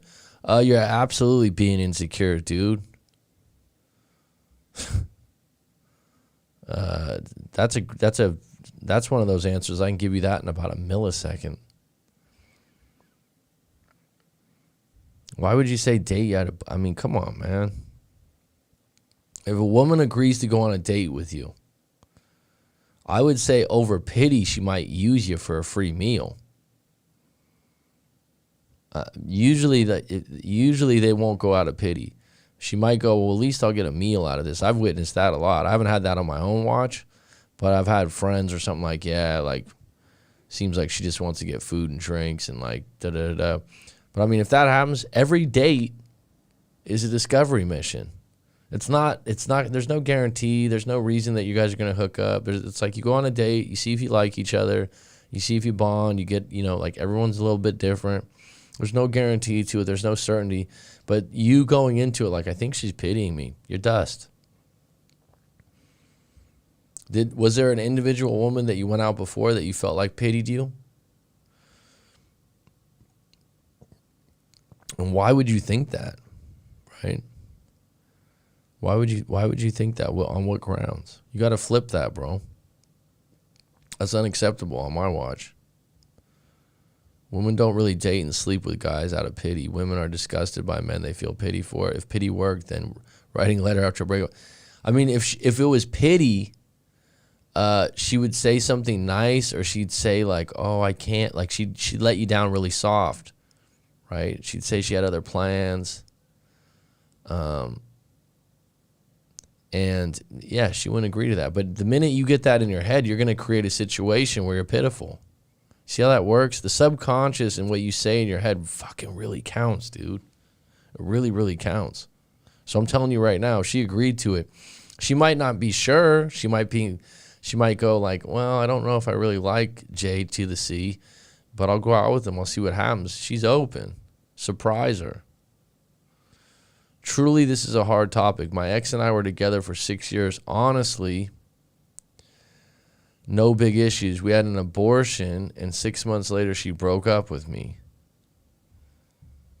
She blamed me, yet her reasons before it were fear of her parents' opinion. We talked in therapy many... How old are you, if I may ask, if the parents are involved? We talked in therapy many times, and that was always her reasons. Blame shifting and projected blame. She asked for space, for a clean slate, and to heal. Does projected blame villainizing ever change? Okay, 28. You want to talk about this on the live stream? I'll do a Skype with you right now. To be honest, a woman wouldn't agree to date you.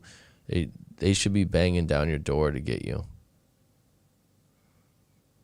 Shouldn't agree to date you. I mean, you can ask a woman out and she can agree. Come on.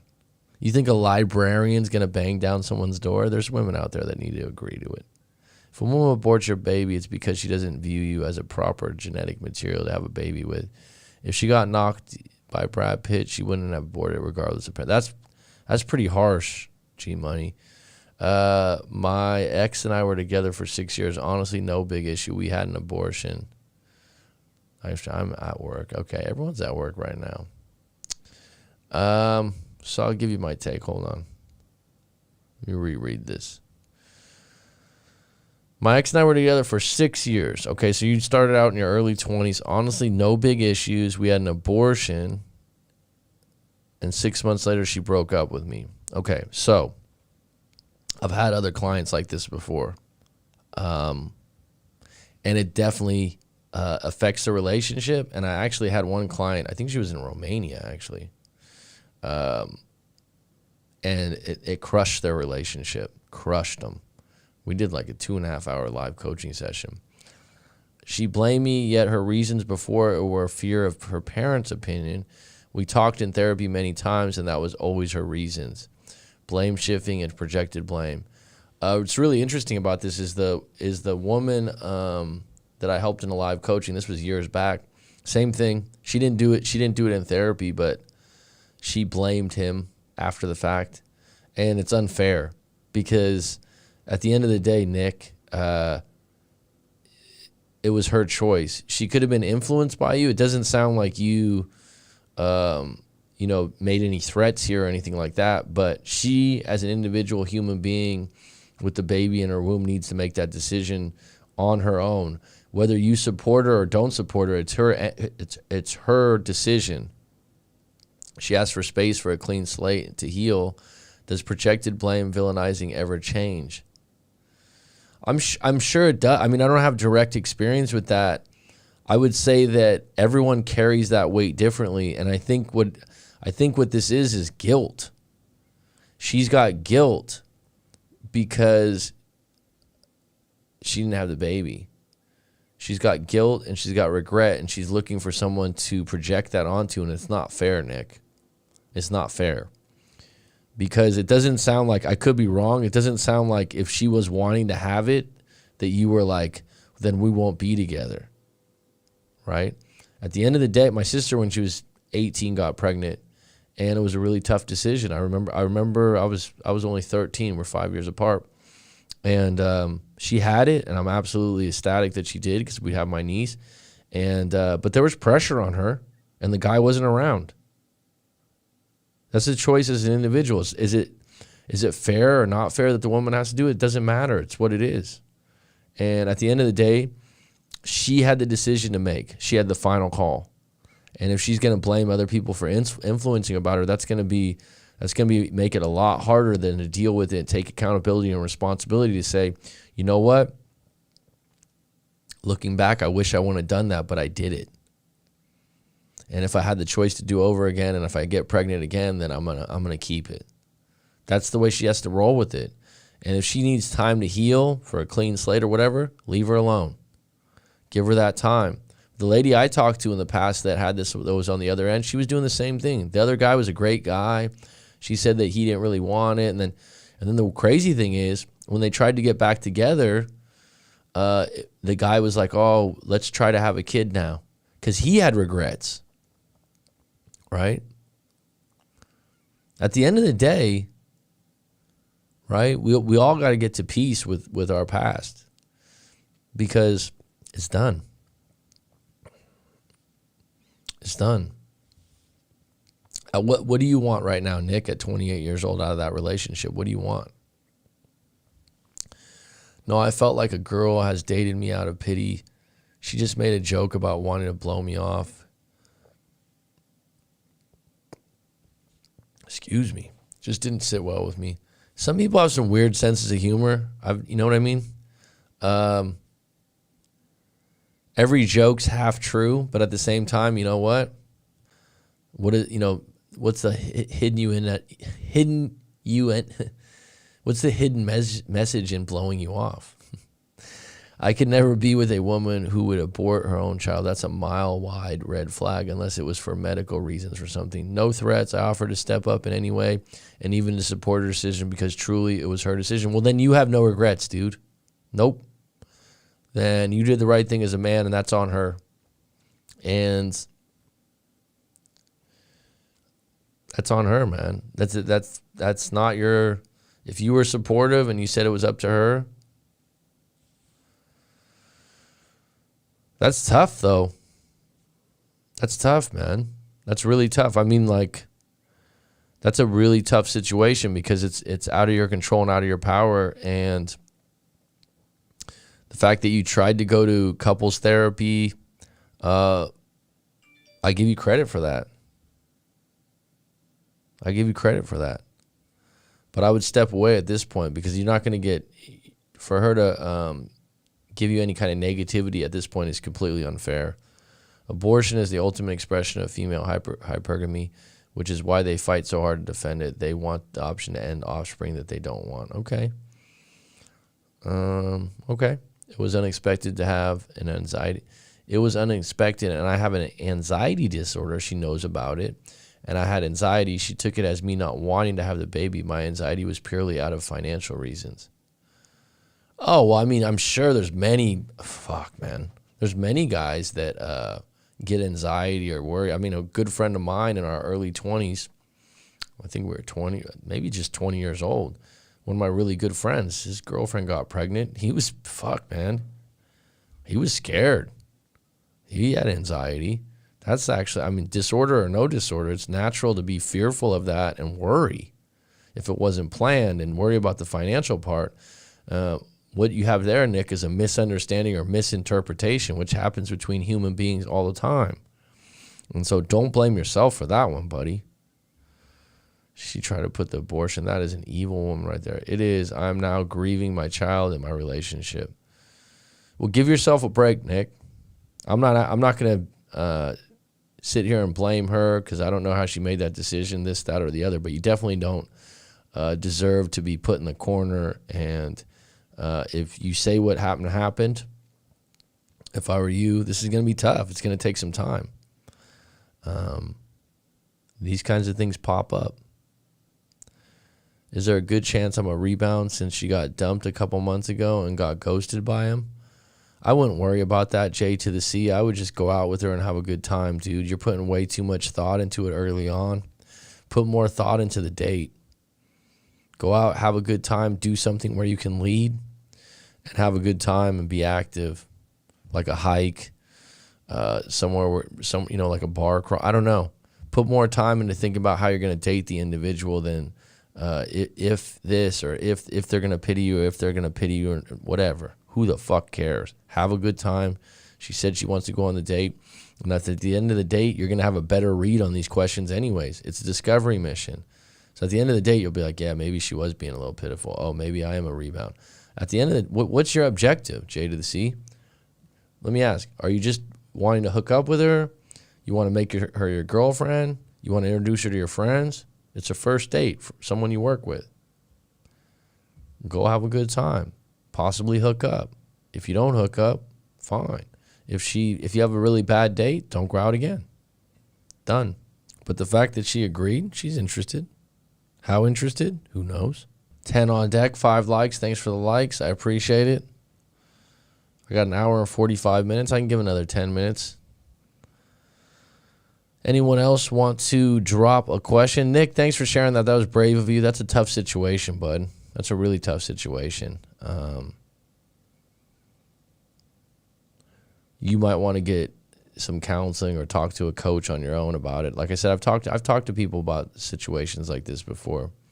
Don't beat yourself up, man. You haven't had to stop loving her despite our breakup. 6 years is a long time. I'm focused on me and my anxiety, weekly therapy, now working 3 jobs, doing all I can to be the best person I can be if she came back. Not looking to date, just focused on me. You were together, beyond all this stuff, you were together for 6 years. You're 28 years old, dude. This is most of your, adult life right now. So this is going to be tough. Sounds like you're doing the right thing by staying busy. You're obviously doing 3 jobs is admirable. But this isn't something that deserves for you to be messed with. My buddy's ex is a single mom and he really misses the daughter. Best way to approach that with him? God, that's interesting. I have someone else that's a client of mine right now that's like that. Big time. How old is his daughter? I mean, the thing that's tough about that, how long were they together? Did they live together? Was he like, did he consider himself like a step parent? And honestly, G Money, I haven't been in that situation as an individual myself. I haven't dealt with a single mom before. But I mean, this is what I would ask him, G Money. Here's a golden question. Is she with someone new?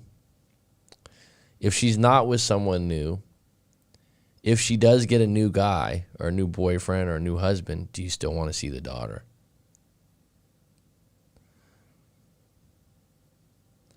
Do you understand my question? Because then he would know his intentions.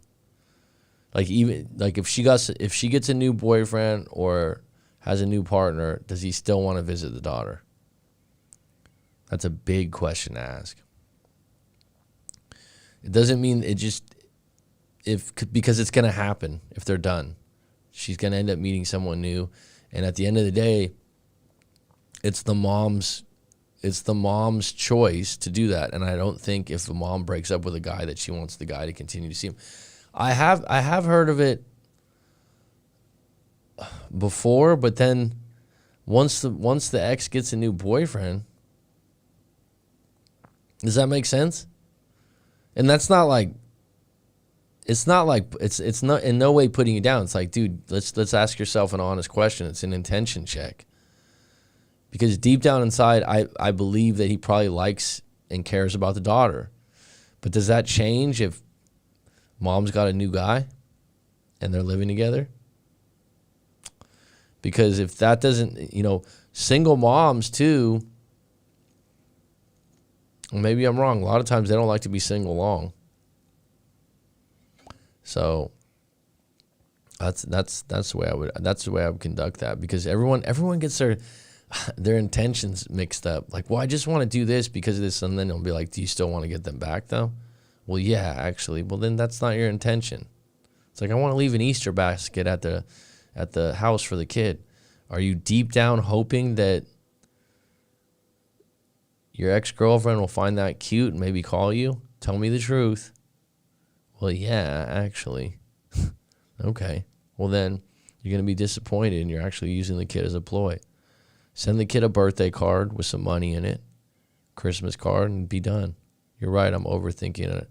I'm not focused on a relationship at the moment. This woman is just a lot of fun, and I really want to just spend more time with her. She's really excited. Now you're putting way too much weight on it, bro. You've not even went out with her yet. Plan a really cool date. Have a good time. Have fun, man. What's your date plan? It's like this guy that was just on the live stream a few days back, and he called in from New York, and he was talking about how he's back in the dating game, and he was dating for 3 years. I won't go into all the details, but he made a really good point. He's like, he used the dating apps and whatnot. He's like, I always get a drink in the evening.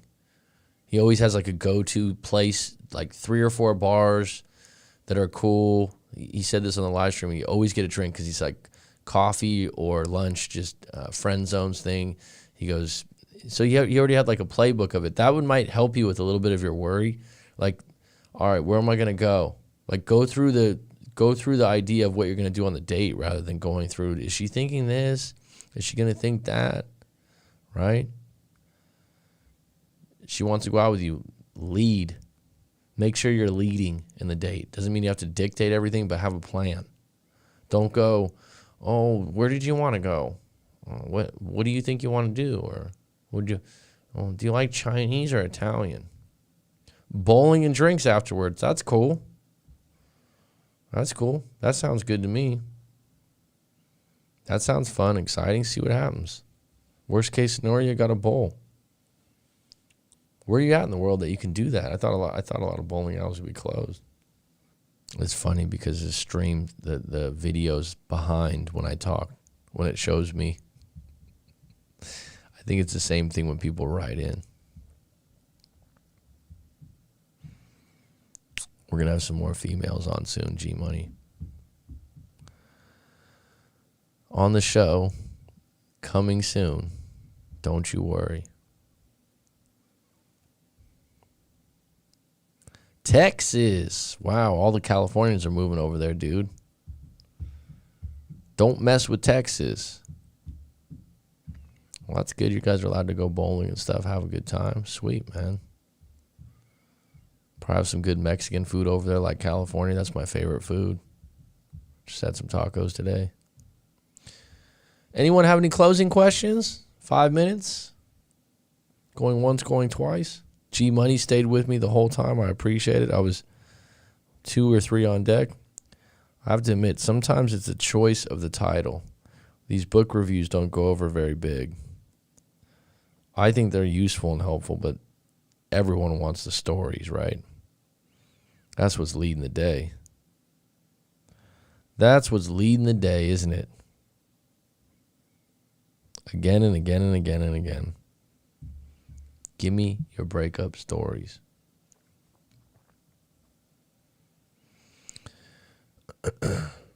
Show has been on point lately, like the intro music, like into the music, like the intro music. Some people have sent me some things about that. I like that intro. Some other guy wrote like 3 comments about it. He's like, he's dying laughing. We're gonna get it right. I'm gonna keep upgrading it, keep getting it a little better, I'll fine tune it. We'll get, like I said, we'll get a couple females that are regular side hosts. I think when Jessica's on and you have someone else out here, I got Aleph, who's my Jamie for Joe Rogan, who's a character. Should I tell her what we are doing or just surprise her? She has asked me what we are doing. I would leave that to you, bro. I mean, I suppose you could, I don't know if I would say that. Either way, you're fine. If she's like, no, we're going to go. I mean, at some point you got to tell her maybe because of how she's going to dress for bowling. Maybe that's what she'd want to know. Because I could see that being a bummer if maybe she wore a dress and she didn't have socks. And then, you know what I mean? You might want to tell her then. What's up, Travel Google? Hope your website or your channel's doing well. You might want to say, no, we're going to go bowling and then we're going to go out for drinks. So then, like I said, some people are weird about having their own socks. They don't want to share the shoes or something like that. So maybe you want to mention it. Hey, Aleph, pull that up. Young Aleph. Yep. Aleph's, he's not around right now. Thanks for the live stream, man, and the response. Got to head out. Take it easy, Nick. Don't be hard on yourself, bro. And you know what? I just want you to let you know, bro, you're not the only one that kind of stuff's happened to. And you're going to be okay, man. This is a chapter in your life. Sounds like you're a good person. What you shared was a bit vulnerable on a live stream. Keep your head up, bud. Doing 3 jobs, that's impressive.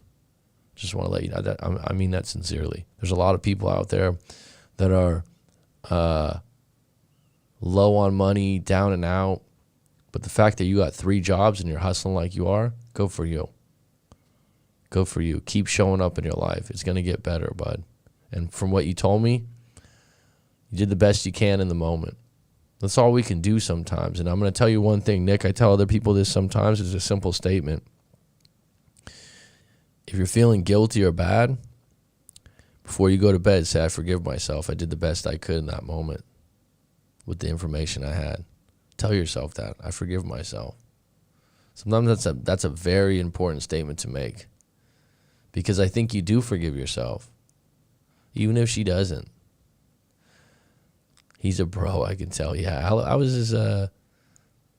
his teacher at university for a few years, so we know each other well. He's a good kid. Well, he's 23 now, 23 years old, so I guess he's not a kid. I gotta go, coach. My date with her is this Saturday. I'll let you know how things go. I wish you all the best, dude. Don't overthink it. Like I said, I think a bowling and drinks is cool, man. All right, folks. It's been good. It's been grand. It's been lovely. It's curtains.